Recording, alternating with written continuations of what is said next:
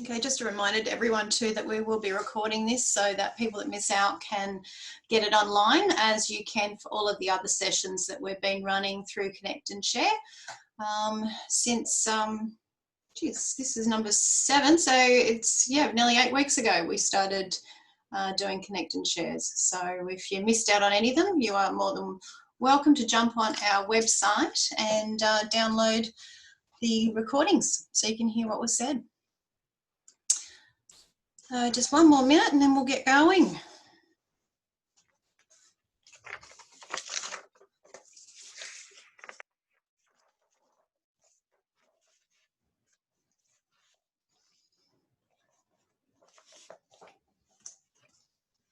Need some elevator music or something, it's so quiet.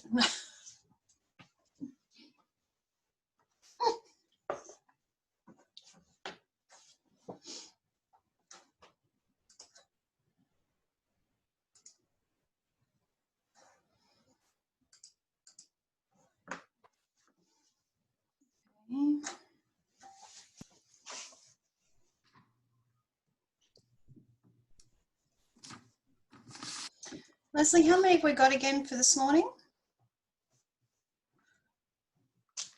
Oh, let me unmute you. Yeah, about 26. There's a few people who've just signed now, so okay, great. I'm just letting them in. Cool. That's fine, no problem. So we'll probably Thank you. On the 30 odd. That's fine. Okay. Well, in the interest of time and making sure that everyone gets to their next appointments, which Friday can be a busy day, and particularly on a day where there's announcements every few seconds, we will get started. So good morning everyone, and welcome to the 7th Connect and Share that Outdoors New South Wales ACT is running, and may I say Warramie, which in Darug language means welcome. That's the land on which I meet with you today, and I pay my respects to all the traditional owners of where you guys are today, both past, present, future and emerging. And also to our members, I can see a lot of you there, so welcome to you guys. To any of our board members that are joining, I haven't noticed any yet, but I'm sure they're going to be jumping online. And some state partners, which are on the other sides of borders, and to new colleagues. So we've got a few newbies online today, so welcome to you guys, and I hope that you take something away from this today. And again, just a reminder that we do have all the past Connect and Shares online. So if you wanted to go back and see what we discussed in the last 6 that we've run, please do so, and you can do that through our website. This is a weekly forum that is about connecting the sector and sharing opportunities, sharing issues that we're facing, bringing up ideas, and some have already been fruitful in producing outcomes and projects that we as Outdoors New South Wales and our colleagues and ACT have been able to take on your behalf and provide some results for you. So it does happen every week, Friday at 10 a.m, so you can come in and out whenever you feel that you have the time to do so. Another opportunity is, and I'll open this up, it was a Facebook group that started the happy hour on a Friday, and it starts at 4 p.m. and goes to 5 p.m, and this is the one where alcohol is allowed, and you can sit there and have a chat with the industry about how you're feeling. It's a bit of a mental health check-in, but it's amazing some of the crazy ideas that come out of that, which I'd encourage anyone, if you wanted to be part of that, we will upload some content onto our Facebook page so that you can join that from 4 p.m. And that's a great opportunity if you just wanted to meet people in the sector as well. It's a little bit less formal than our Connect and Shares because we're trying to cram so much content into 1 hour. So who are we? And for the newbies, I'll quickly run through it. For the oldies, or the ones that have heard this before, I apologise in advance. But quickly, we are the peak body for both the state and territory in the adventure, education and recreation sector for outdoors.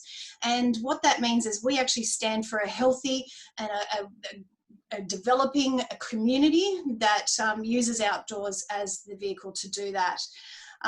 We are membership led, and that's what certainly keeps us going, and we work with Officer Sport, who are great partners of ours in New South Wales, and we hope to connect more with the ACT government in the very near future. So where are we at? Okay, what a week. And again, a week went really quickly. ACT, they are now allowing day excursions. So that is within the borders of ACT. It's a great step forward. They can take 20 patrons per enclosed space with all the rules applying, and they have to provide a COVID safe plan and the collection of data. So we're seeing a gradual ease of the restrictions in ACT, and from all accounts and discussions, certainly camps is on the radar, and it hopefully won't be too far down the track. New South Wales, as we know, is the 1st of June, allowed pubs and clubs to open, and they have a maximum of 50 with the 4 metre square rule applying, but only a maximum of 10 in any area or any booking, and 10 patrons maximum outdoors across all sectors. We're also throwing the curveball as it was released that we had to have a COVID safe plan in place if we were to open, and we needed to collect the data. For us, that wasn't too difficult, but certainly for cafes and restaurants, it was a bit of a shock. So they had to get their processes in place pretty quickly. As we heard yesterday, from the 17th of June, now we're looking at 20 maximum applying for outdoors, and fitness gyms, Pilates, yoga, etc., with up to 10 can now operate, and 100 people up to in an indoor venue that takes the 4 metre square rule into place. Community centres can now reopen recreation facilities. Some indoor recreation facilities, pools, saunas can also reopen. We don't know what's coming on 1st of July. We've had some hints on various aspects, but we're yet to see some of the solid ideas on what can happen in our space there. However, an article came out from the Sydney Morning Herald last night, which I'm hoping is inaccurate, but I'm certainly finding ways to prove it, that they're saying that camps for public schools in New South Wales won't be on the Richter scale in term 3, which is exceptionally disappointing. And as a result, certainly we'll be taking some media action today to try to get some exposure for that issue. It doesn't reign a lot of common sense in this approach. So I'm going to ask everyone on the line today. I would love you to field through to myself or Leslie any testimonials to support camps returning before term 4, and what that means to your business if it doesn't. Any data, any quotes that you would love to put in there, we would love it so we can include it. Paul, what's this one you've just thrown up there? Did you want to talk to that? That's just the release from New South Wales Department of Education that went out yesterday that has a reference to returning to camps, right, which basically says, camps are on hold for the moment. Wonderful. And will be reviewed in term 3. End of term 3, does it say? Reviewed during term 3. It sort of references the fact that there's a whole bunch of stuff that is allowed to commence in term 3. Yeah. But it says it'll revisit camps during term 3. Yeah, great. Thank you for sharing that. Really appreciate it. Yeah, exactly. I don't know about anyone else's feelings, but this certainly doesn't ring common sense to me. If pubs and clubs can open, you've got 50 adults in a pub with the correct protocols in spacing and all care and hygiene, why can't camps return when majority of the attendees are kids and they're back at school with no social distancing applied? Love anyone's feedback on this, because I'll certainly take it on board, but I'm ready to go. I've had very little response from Department of Education. I think I mentioned last week I was on the stalking list. I think I've got an AVO out on me. So I think we need...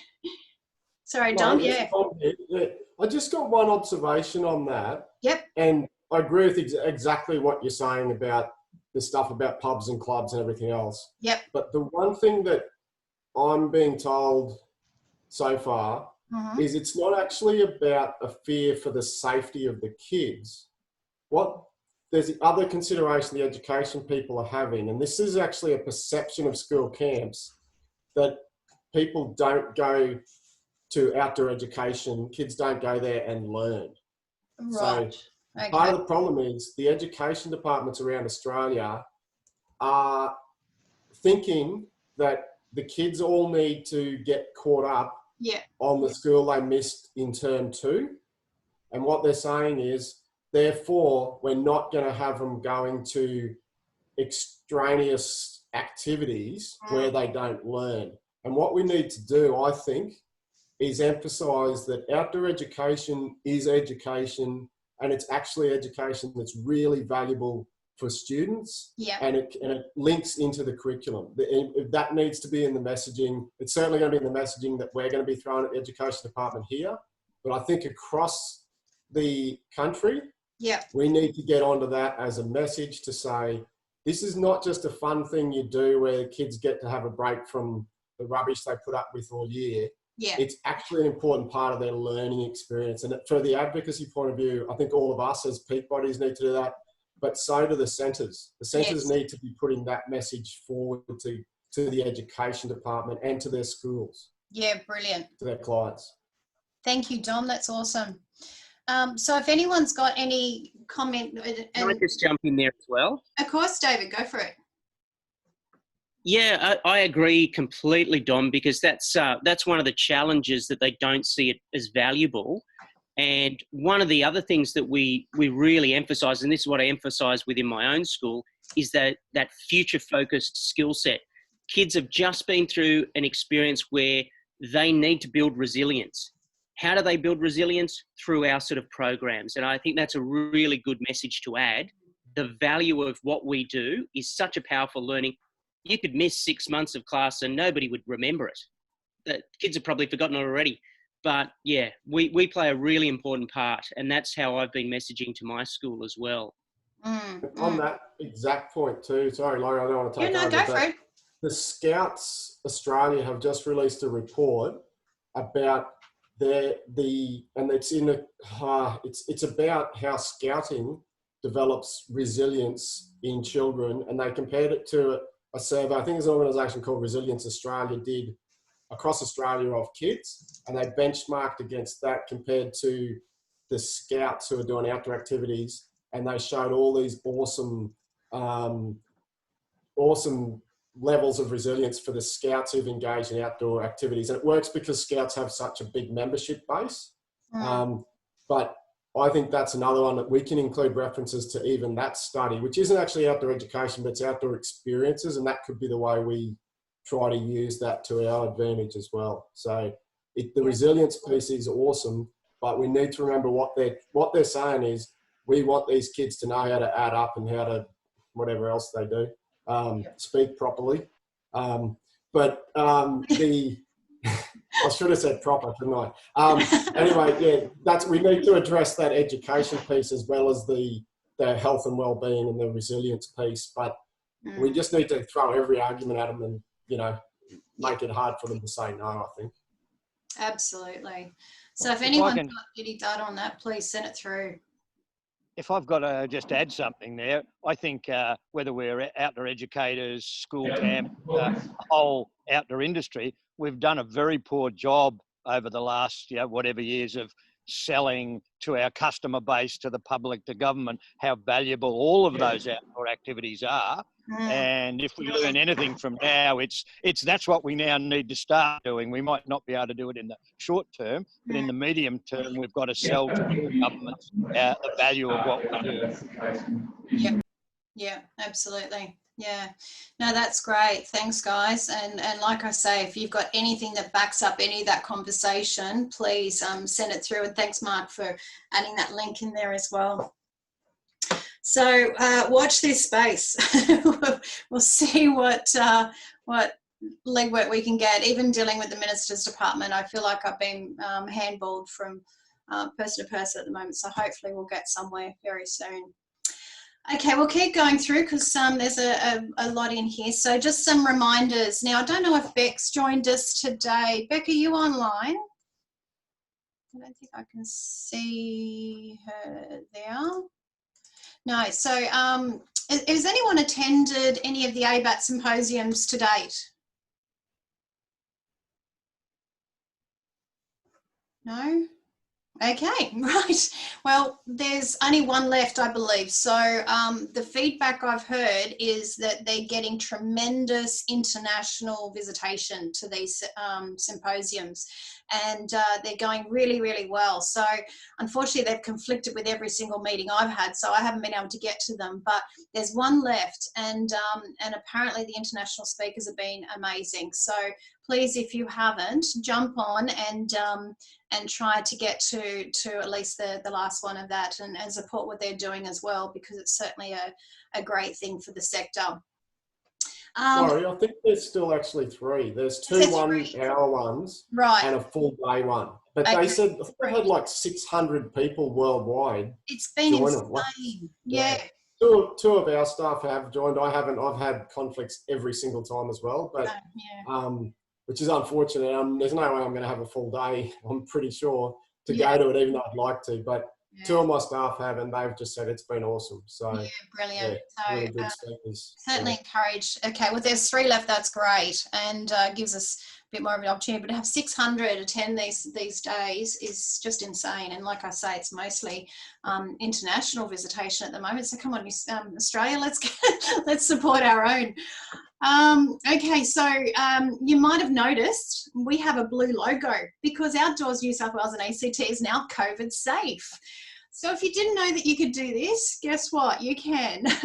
So Service New South Wales came out on Monday. No, well, actually it was Monday. It was a public holiday Monday, but Tuesday it hit the airwaves with some COVID safe template plans. Now, if you've already used the OCA template, you are so ready to cut and paste.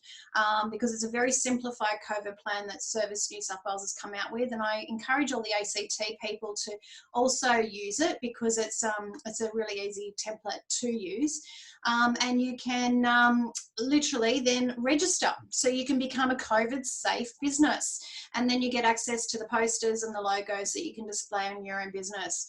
So Leslie and I are COVID safe, and we encourage everyone to also jump on and register with that. If not anything else, it certainly is a good marketing tool. But yeah, make sure you comply with the COVID safe plan. And like I say, the template from OCA set you up perfectly for that. The referral network, which was something born out of yourselves in trying to recommend other businesses in your area, that is continuing. So reminder there, if you want to join that, to click on that link, and I can certainly send it to you. Actually, Leslie, can you pop that into the chat for me now? That's the link for for where you can register, and the state's broken down into regions so that we're trying to keep the business within that region, and you can refer each other if you're not able to take the bookings as they come through. The other reminder is about the Seek portal. So if you remember from last week, and for those new people, this is about trying to create one spot that we can focus our recruitment efforts for the sector. So this is an opportunity that we can also gain some marketing exposure for the sector as well. Seek have come online as a partner here, and they're providing a tag for anyone who's in the outdoor sector to combine their ads into one link. So if you've got ads out in the marketplace and you're using Seek, all we need is your ID number, not your password, not your access code, nothing like that, or your bank account details, just the ID number. And we can send that to Seek, and they will link that to this portal. So all the state peak bodies, OCA will certainly be pushing out that link to encourage people to look at the sector for recruitment opportunities. And like I say, it gives us a bit of a marketing opportunity as well. And the last reminder there is about the Service New South Wales grant for those in New South Wales. It closes on the 30th of June. So, and I've also heard rumours if the money runs out, it'll stop earlier. But if you are a business that's lost 75% or more of your income in a certain period after the 30th of March this year, in comparison to 2019, it is a very easy process to go through. Jump onto your Service New South Wales site, log in. All you have to do is give them your figure that you was your lowest figure since the 30th of March on any fortnight. Then give the comparative figure the year before, upload your latest BAS statement, and put in your bank details. That's how easy it is. So if you haven't done it, please do it, because that $10,000 can go towards your power, your rent, your accountant, anything that you need to basically get your business continuing. So that's the reminders from myself. Helen, did you want to talk to your little message there? See if I can find you. Not really. There's nothing. I've just started listening to a couple of the webinars, but I haven't really got into them in depth, so I don't really have anything to say. Sorry. Okay, no, that's all right. Oh, so that's just the link, is it? There. Fabulous. Yes, it is. That's good. Okay, fabulous. Thank you for putting that up there. And the referral network form is just there for you as well. So if you wanted to jump on to that one. Okay, we have a couple of guests with us today, and let me see if I can find you. Where are you? Is it Victor or Pete? Pete, are you there? I'm trying to find you. Can't find you. Okay, we've got Ray White Commercial with us because they wanted to let you know about Vision Valley, which is one of our big facilities here in Sydney, New South Wales. But Leslie, can you see if they're online? I can't see them. Anyway. Yeah, I can't see them either. I'll just... Yeah, no, that's all right. We'll come back to them then. Okay. Yep. And I might just message them while that's going. So, and the other update I had for you was in relation to uploads. How many people are involved in this program? Can I just have either a show of hands or any comment on anyone that's been involved in this program today?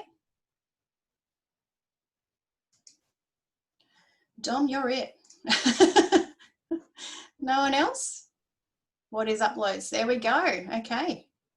Dom, can I ask you to give a bit of background on uploads? Because being the newbie, I wouldn't do it justice. Yeah, happy to do that, Laurie. Uploads is understanding and preventing something, lead outdoor activity, something. Anyway, what it is, it's a project run by the University of Sunshine Coast now.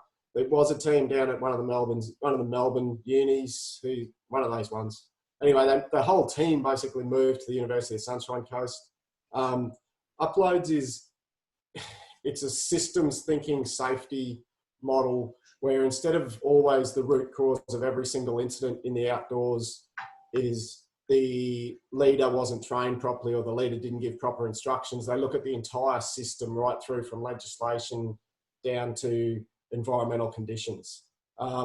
So what it's about is a system that you can opt into and you can use it as your incident reporting, but also your improvements of your system to report data, to report incidents and improve your systems. But also what it does is it gathers participation data, and it actually allows us to look at trends of, there were so many hours spent in the last year in their system of people mountain biking or hiking or paddling, and then they can say how many incidents were reported doing those activities, and they can break it down to genders. It's pretty cool, the stuff they do. But the biggest problem they've had is they've never really had a lot of centres signing up for the program. The ones that do say it's awesome, and the ones that no one else does it because everyone's got a system already and no one really wants to duplicate it. But what they've done recently, they've put a call out for people who haven't signed up for uploads. They want to do a study and compare people without the uploads work, who aren't using uploads, to the people who are using uploads. So they're looking for people to, even if you don't want to use their app, which is actually pretty cool and it's free, you can actually use that. And this is actually another point about, it really makes it easier for us as advocates to go to the government and say, this is our incident rate.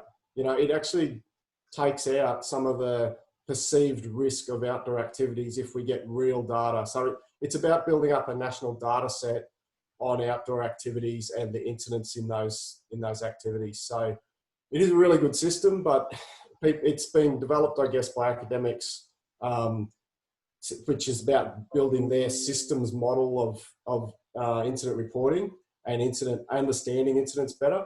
But what it's really aimed at is we're trying to get it so that it works for industry, and that's the point of the app. You can do it offline. You don't even need, you just need a phone or a tablet. You can put in the data, and when you get back to phone reception, it automatically uploads it, and they do identify everything when it gets shared into that national data set. So it is actually a really cool thing, which is partly because of the academic rigor behind it. They're not going to be breaching anyone's privacy. They do a really amazing job on that sort of stuff. But they're doing a call out at the moment for people to contribute data just for a comparison purposes. But they're also always interested in people signing up to it. Oh, brilliant. Thank you, Dom. Yeah, I definitely couldn't have done it justice. That's awesome, because the reason why I want to bring it up is that it's been extended until June 21. And I think from what I saw, it's very valuable for people to get involved in it if they can and make use of it while it's there. These things require a lot of funding, and often it does dry up, but if it can be used while it's there, then we certainly should be. So if you want some more information, we've got an amazing person that's sitting behind there throwing up links for us called Mark Squires. We'd need to co-pay him, I think, Dom. And thanks, Mark. And if you're interested, yeah, have a look at that link. And if you want to connect with me to let me know that you're taking part in it, that would be great as well. Thank you so much. The third thing on the agenda there, until I see Pete come online, or Victor, he hasn't answered my text yet, is Skills IQ have come to me saying that the Diploma of Sport and Recreation Management is not on the list, is on one of the lists for removal of funding. And I need to gauge from you guys what the interest is in this course, if there's any interest at all. Simone, I don't know if you can talk to this one more than others, but would love your feedback on this, because I need some good data to advocate for it, if we want to advocate for it. Hi Laurie, I've just come off mute. Hopefully you guys can hear me. We don't get any inquiries from students or industry with delivering that particular qualification. I think that maybe in the future we will be looking more at the Diploma of Outdoor Leadership, especially as the qualifications have changed, and it makes the diploma, for those folks that haven't seen the new training package and how it looks, the diploma looks like it will be a better qualification than the current or the superseded diploma. And for us at TAFE, we're certainly not writing to that diploma just yet. We're just trying to get Cert 3 and Cert 4 up and running.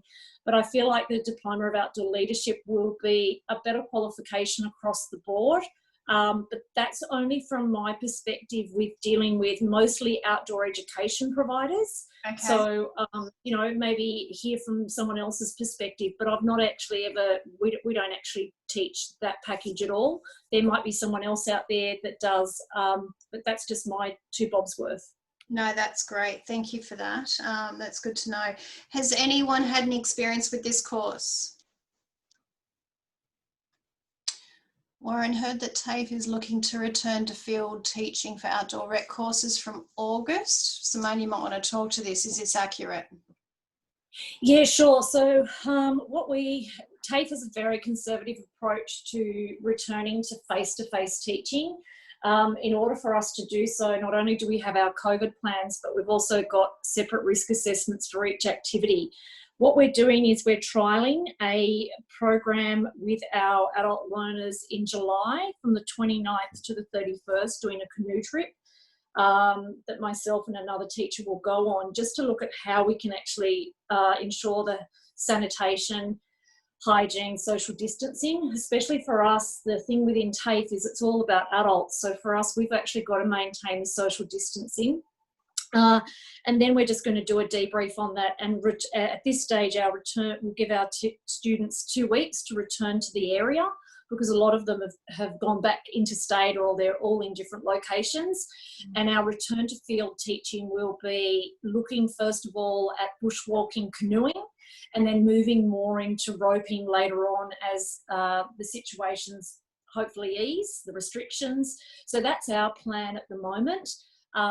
It's slow for us to get through any sort of approval. The other TAFE at Wentworth Falls and Hunter are also trying to do similar things. Their return is a little bit earlier. I've chosen to be a little bit more conservative because we also need to just see what's happening once these restrictions ease a little bit more. Yeah. So that's sort of what we're planning. But look, if anyone has anything to share with regards to roping and social distancing measures and cleaning of equipment, I'd love to hear a little bit more, because we're just trying to figure out how to best manage that. Brilliant. I'm happy to link with you, Simone. We're in Victoria, but we're primarily a rock and rope, and we've been doing all sorts of age groups, because we've been allowed to operate. So I'll put up my contacts and you can contact me afterwards, okay? Yeah, thanks, Dave. That's really great. And the same thing as well, if anyone wants to know, I mean, our measures are very conservative, as I mentioned, because we've got to work with the adults, because we're also a government organisation. You know, at the moment, I'm only allowed to drive in a vehicle with just myself. So, but if anyone wants to know what we are doing, please reach out. I'd be happy to share some of the measures that we've put into place. Wonderful. Simone, you mentioned the Hunter, and I've got a question, and I don't know who Opo AX is, but Opo, did you want to ask Simone around the Newcastle not being approved? I don't know who Opo is. It's a phone. Anyway, they say... Yeah, hi, hello. Yeah, go for it. Hi, yeah, Opo, but now renamed as Midcoast Adventures. How you doing? Oh, good. So, yeah, no, I did have a worker that was going to want to do the Cert 4 course, and we contacted Newcastle TAFE, and they said, as she just said, Simone said, that they're very conservative and they won't be able to have it written or implemented till 2021. So it's a long way off. So yeah, I can talk to that if you like. So basically what it is we're currently all teaching students out of the superseded training package. We've chosen at West not to have a mid-year intake just because of the uncertainty, and also there's been major delays, obviously, with no field teaching for 3 months, so we need to concentrate on the existing students. And then we're rolling out in 2021 the new training package. So we still have students across all of those, Wentworth Falls, Hunter, Lithgow, where I'm from, but we're just concentrating on the folks that have been caught in the system with COVID to make sure that they're field ready, and we're doing our best to ensure that they're ready also for some programs in term 4. And I also thank someone who's just put in Sean Lauder's details there. That's great to know. I'll get in touch with Sean. I actually used to work with him years ago at Outwards Bound. If you've got a contact for him, that'd be terrific. Thank you. Brilliant. Thank you so much, Simone. Ryan's just asked, I'm wondering if you're able to share any government resources that are guiding your decisions.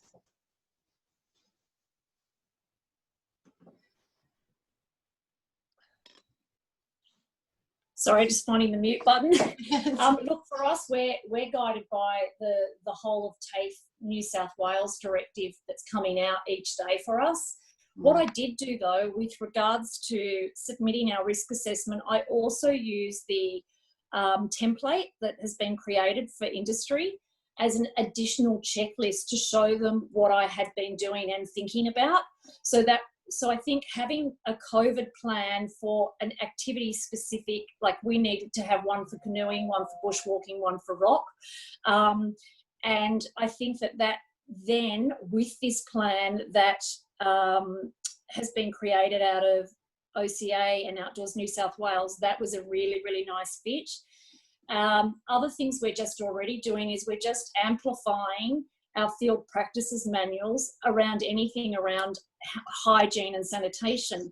Typically within the outdoor industry, we already are all over that because, you know, We want to prevent any sort of transmission of gastro or anything like that. So it's really just been turned up and amplified.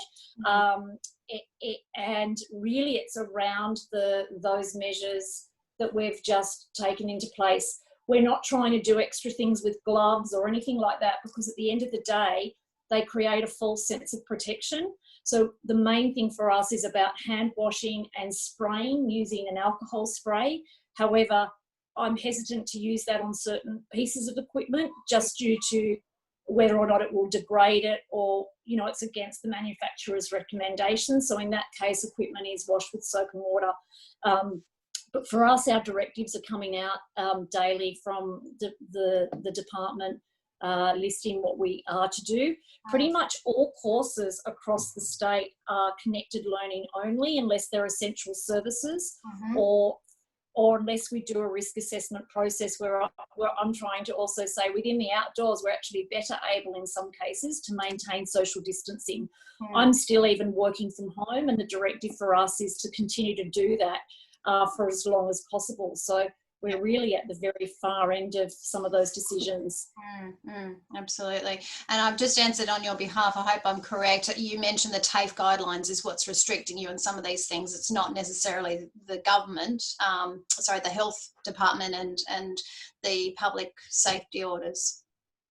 Yeah, absolutely. So, you know, as a head teacher, I'm going through about 4 other people above me where I would normally be able to sign off on a risk assessment and send it directly to my supervisor. So for us, what's happening is the risk assessment process is taking 2 weeks to get approval. So we're just caught up in some of that bureaucratic system. And you know, they're just wanting to make sure, obviously, because they're a government department, that they're adhering to everything that's coming out with the restriction delivery. So yeah, that's where we're at the moment, but we're working with it, and we're getting closer, because, you know, our industry partners are keen to have their staff trained. Yes, absolutely. I might come back to some of those other questions because Victor's just joined us, and I will go back to the first item on the agenda. So apologies, just hold on to item 3 for a minute. Victor, thank you for joining us. You wanted to use this forum to talk about one of the opportunities that's come in the outdoor rec sector. As we've lost connection with him. Hold on, let me unmute you. There you go. Off you go. Oh, no, we can't hear you. I've unmuted you, but we can't hear you.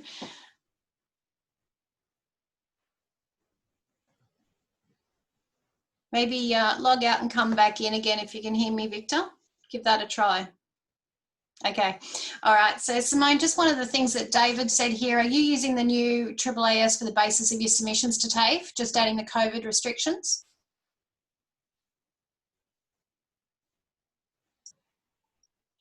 I am just using the template that was submitted several weeks ago out to us all.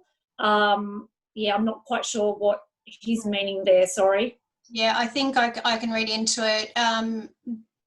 David, I think you're referring to what we did with the template where we used the AAAS to provide that. Is that what you were asking?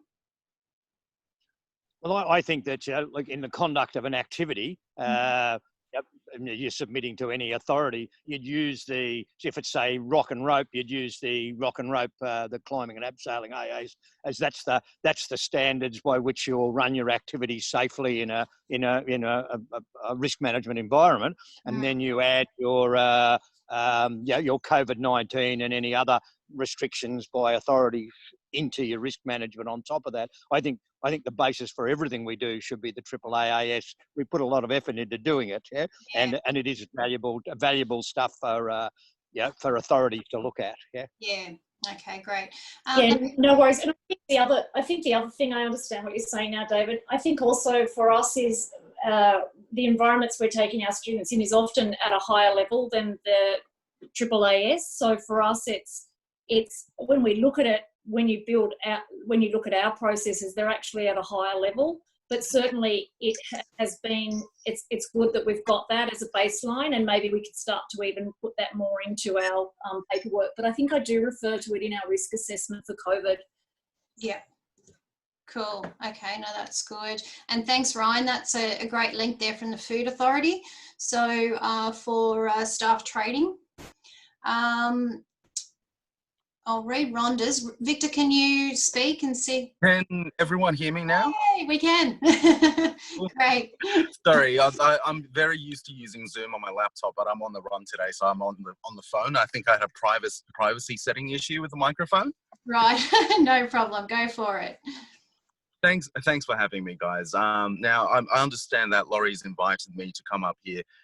First of all, I'd like to apologise on behalf of my managing director, Peter. He couldn't make it to this meeting. Otherwise, he would have been very inclined to run this through with everyone.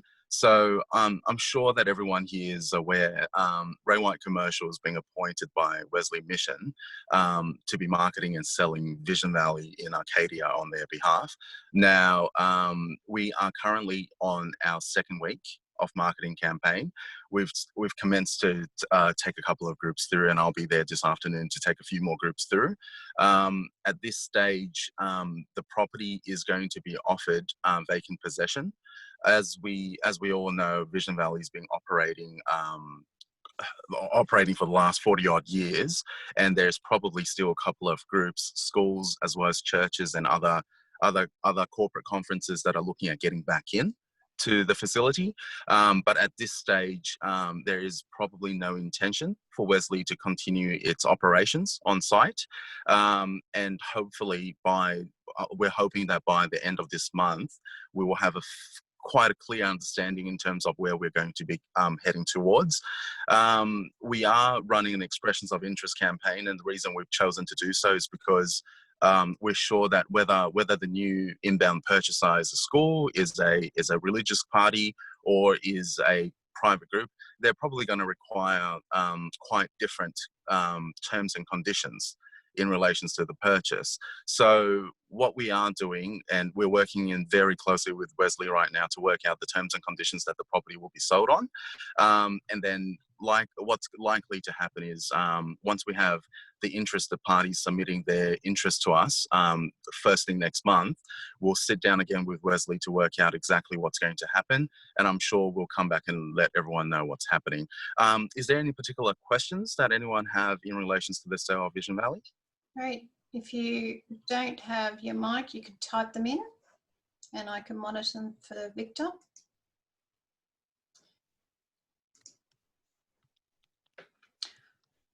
I'm not hearing any, Victor, so it sounds like everyone's fine. I'm happy to share the link to the video that Victor shared with me to the group if you wanted to see it. But yep, thank you. Thank you so much for attending and telling everyone. I think it's important we try to keep it in the sector. So if anyone's interested, they can certainly contact me and I can send them Victor's contact details if you wanted to have any conversations with him. Yep, not a problem. Thanks for having me. I love your idea, Helen. Helen's just said if we all threw in 200K, we can buy it on behalf of Outdoors New South Wales. Let's do it. Wonderful. All right. Thank you so much, Victor. Really appreciate your attention. Not a problem. Thank you. Bye.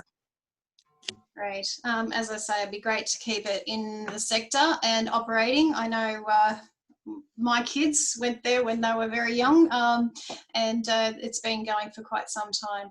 So, sorry, back to the education. Rhonda just put in there the first rec qual in Queensland was the DIP Recreation Studies back in the 80s. General course, it was originally a university course. I could see merit in it. There's different areas of recreation and sport instead of outdoor dominated activities. Be beneficial for people who want to specialise in other areas other than outdoor. I think that's alluded to your comment, Simone, how the leadership one is taking over from the sport and rec one. So it's bringing more leadership modules into that. So I think she's basically reiterating that in her comment. Wonderful. All right, on to the next one. So Officers Sport actually have shared a contact with iCare on their support page. And this is for those businesses that want to talk about reduction in premiums over the course of the last few months. So they've managed to get a contact that you can talk to. It's on their website. I will see if I can put this link into the chat for you. if that will work. So has anyone tried this yet? Or spoken to iCare about reduction in premium? Yes, Laurie. Troy there, Outward Bound. We've been involved in conversations with iCare and just working through to finalise that. Oh, wonderful. Okay, so it's looking positive then? Yeah, they're quite personable. We've got a single contact, and we made contact with them about 3 weeks ago. Right. When we were just trying to minimise insurances through this period so that we can ramp them down, ramp them back up. Sounds good. All right. Well, thank you for sharing. And so if you're interested, you know, a bit of money in the bank account won't hurt. So get onto that link and contact your iCare people. This one came across my desk yesterday and I thought it was worth bringing up because I think it's a bit of a landmark decision made in a recent lawsuit. Anyone that has, and I'll read it from what I've got here just so I don't say anything that's not correct. So anyone who has a business with any mobile plant equipment in use, if this applies to you, you need to have a traffic management plan. There was a court case that went through court yesterday where there was a fatality and the business was fined $3 million for not having a traffic management plan in place. So if you... Laurie, quick question. Was that on a private property or a property which either ran either side or was operating on a public road? It was a private property. With a public access road? With a public access, yes. So it was a commercial business on private property. Yep. Copy that. Mm-hmm. There's that makes a bit of a complication. Yeah, generally on a private property, you don't require the traffic management plan, but yes. even if a church is having a jumble sale and there is a requirement to just change the flow of traffic or make something one way, yes. there is a requirement by law to have that traffic plan in place.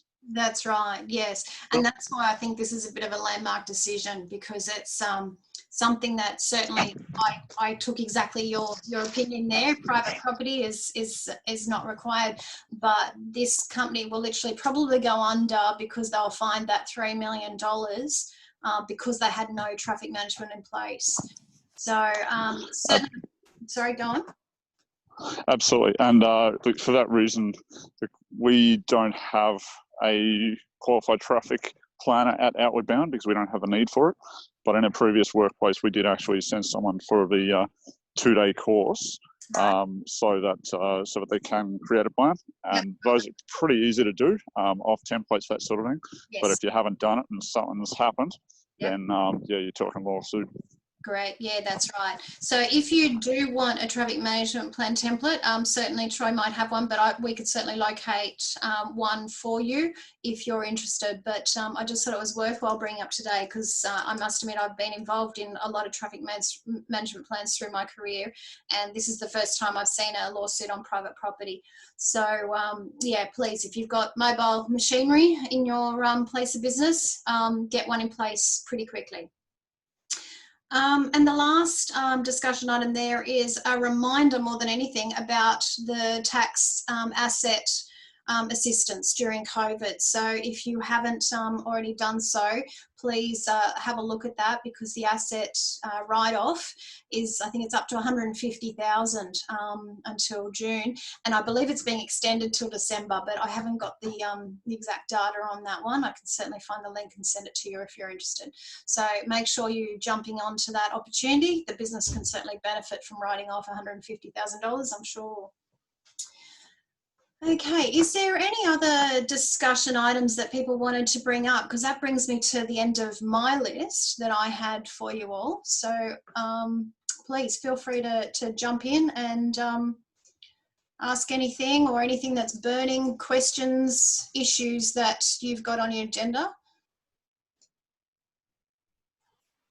Laurie, can I jump in? I know it's up to your members, but I have a question for everyone, which is partly as the president of the OCA, and I know what the response from David Chitty is going to be, but I'd like to see if anyone else is keen on this, is actually doing a very, not quick, but an addendum to the adventure activity standards to now put something in there about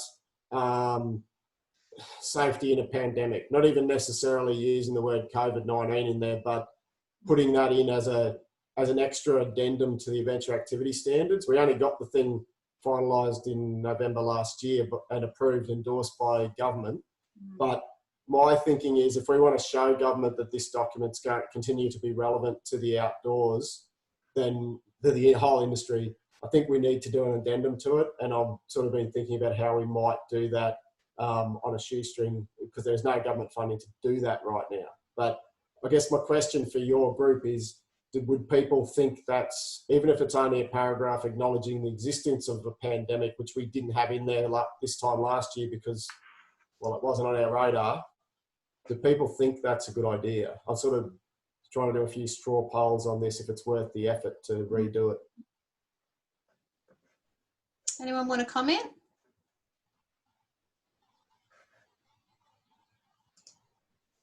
I guess my opinion would be, look, where in some ways we've only just managed to get the AAAS on the radar, and sort of, you know, having ministers encourage it in each of their states from January. Yeah. At this point, you know, they like to think of things as static. We know that it's a living document, but at this point, they're probably also thinking, oh my God, another thing. So is it better to be able to just go, right, you know, as you were, and in respect of all this COVID stuff, yep, okay, this stuff is still relevant, and we haven't had to mess around with it too much. Yeah, it's a fair point, Troy. I guess what I'm thinking is, for this one, we say to them, we'll just do it. Don't worry about giving us funding, and we impose on our good volunteers who did it last time, the technical working group, ask them to, even if we put a draft together and say to the volunteers, get a sanity check on it, and then say, does this actually work for industry, what we're putting in there? It could just be acknowledgement. It mightn't have to be a lot of detail on it, because the detail might be, you comply with government directives and industry plans, or blah, blah, blah. Yeah, you know, that sort of thing. I'll take that and raise you one. Yes. And say that, would the best message be, g'day government, in light of the pandemic and everything, we've taken the opportunity to review this, and we've found that it's just as strong, and look, you know, look, with the insertion of one paragraph here about a pandemic, we feel, as we did in December, that this document is really strong, and this is a really good opportunity and time to be encouraging people who are re-emerging to take a hold of this document and use it as a template for their re-emerging businesses.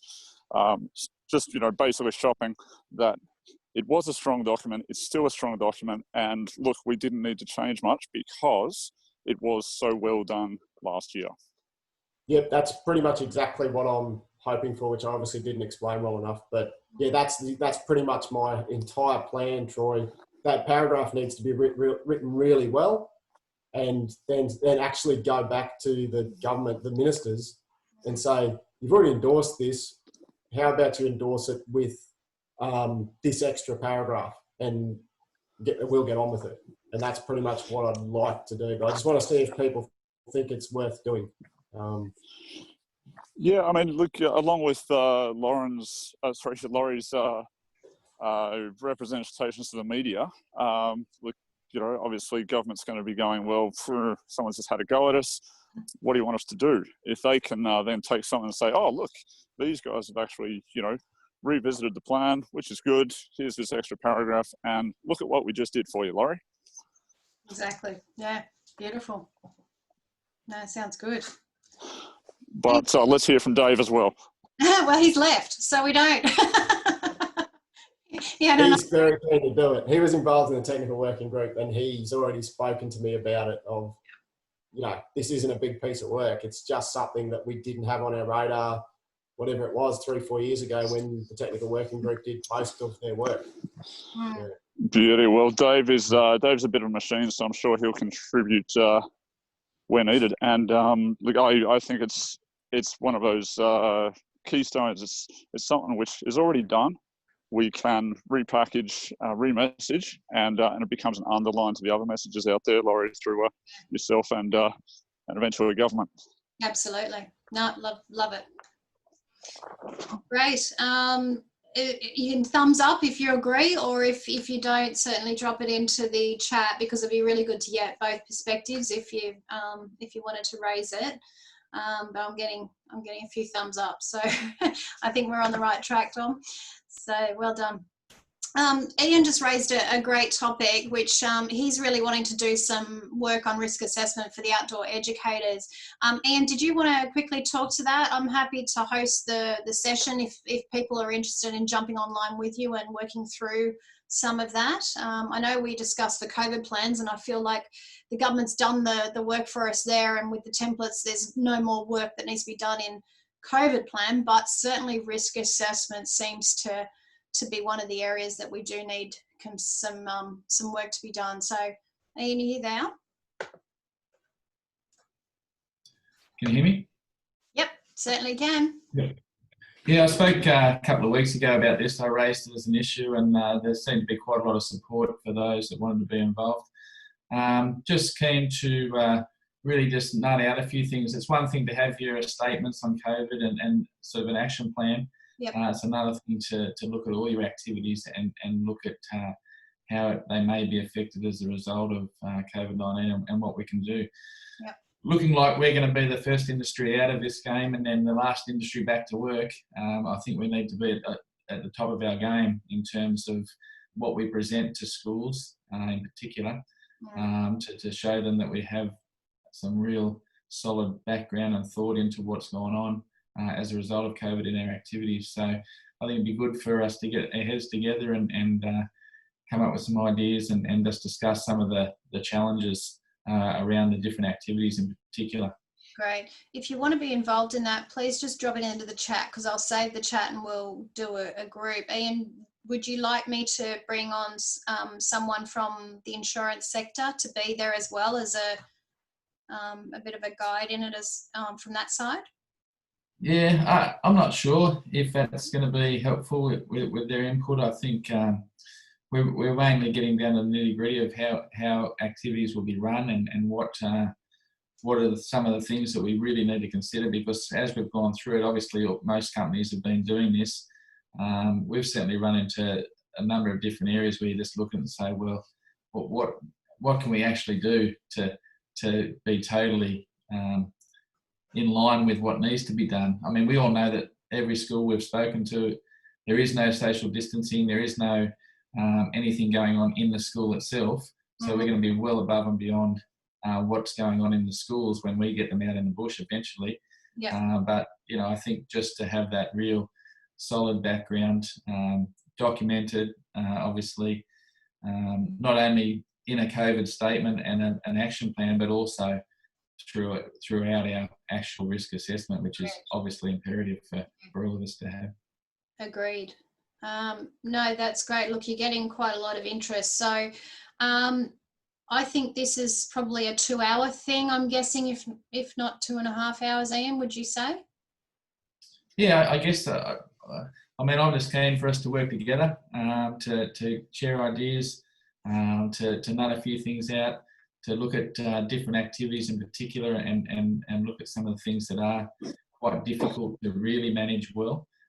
In the light of, you know, the guidelines that were set out by, I can't remember his name, a couple of weeks ago. He gave us 6 points, which we've all covered totally in everything we do, but how they relate to each activity. Yeah, I reckon a good couple of hours of discussion would be worthwhile. Okay, great. I'm just looking at calendars, and obviously this is something we'd want to get onto quickly. Is Tuesday afternoon a good time? I'm thinking Monday's always a nightmare as people get back into the work week. Is Tuesday afternoon a good time to set a time and send it out? If you're asking me, I can make Tuesday afternoon work. Okay. I would love for it to be sometime before 2 o'clock because I'm not available after 2. How's 11 to 1? Perfect. Yeah, I can make that work. Great. And the people that have said keen sounds good. I'm interested. Troy. All right. So 11 a.m. to 1 p.m. Tuesday, 16 June. I'll lock in the session, and Ian, I'll let you start the conversation. I'll be there to help wherever we need to help. And whoever wants to join, we'll send out the link to everyone on this chat. We'll put it in the newsletter as well, if anyone's interested. Thanks, How's Laurie. that sound? Yep. Thumbs up. All good. Okay. Yep. Whenever anyone can jump in and out, please do so. We can also record the session if everyone's willing to permit privacy on that, and we'll record it and send it to anyone that can't make that time. Fabulous. All right, guys. Look, it's 1 minute to 11. So amazingly, we're on time. And if anyone wants to raise anything, please do so. I'll hang back for a little bit if you want to chat. But thank you again for another great session. And we'll talk to you all either Tuesday or Friday, or if you want to join us for the happy hour at 4 o'clock this afternoon, you can have a glass of, with myself and a few others. So we'll talk to you soon. Thank you all. Thanks, Laura.